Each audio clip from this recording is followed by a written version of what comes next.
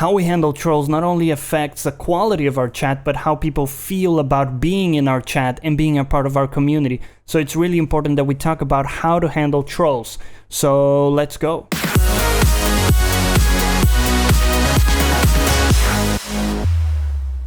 Hello everybody, welcome back, Johnny here, and today we're discussing something very critical that's often not talked about in these kinds of videos, which is how we should handle the situation of a douchebag walking into our chat. Now, the way you handle a jackass is you give him a first warning. Now we're gonna have our rules stated in our chat, so whoever comes in, they're gonna see that pop up, and one rule should always be something like, don't be a dick, right? That's the first red flag. Someone who chooses to ignore that has already committed an infraction, and we need to enforce our rules. Here's the key part. It's not enough to state our rules in written form like that. We also need to show our chat and our community that we're willing to enforce those rules for ourselves and for chat. It's not enough to do it when one of our chat members is being bullied. We also need to extend the same courtesy to us and use it as a demonstration that we're willing to stand up for ourselves and for anyone in chat that gets put in an awkward situation by a jackass like we're talking about here.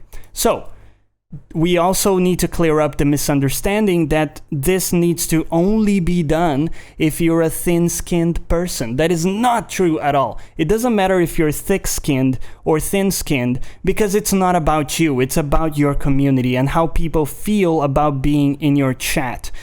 When I started off, I was very tempted to just ignore trolls and let them be in chat because I'm fairly thick-skinned and I don't really care about, being insulted or something by someone who lives in a basement or a bin and is coming into my chat just to be negative.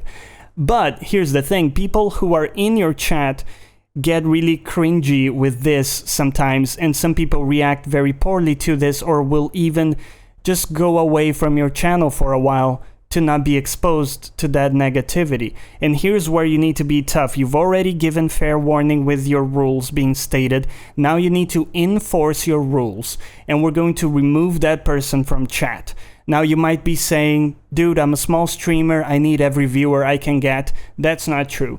You need quality viewers, guys, okay? It's way better to have 3 good viewers in your chat than it is to have 10 people from whom like 8 of them are just being a total jackass or something like that, okay? So we want to really crib down our chat, and whoever's not respecting the rules, it doesn't matter if they're being a dick to us or to our chat, we need to be tough with that and have a zero tolerance policy.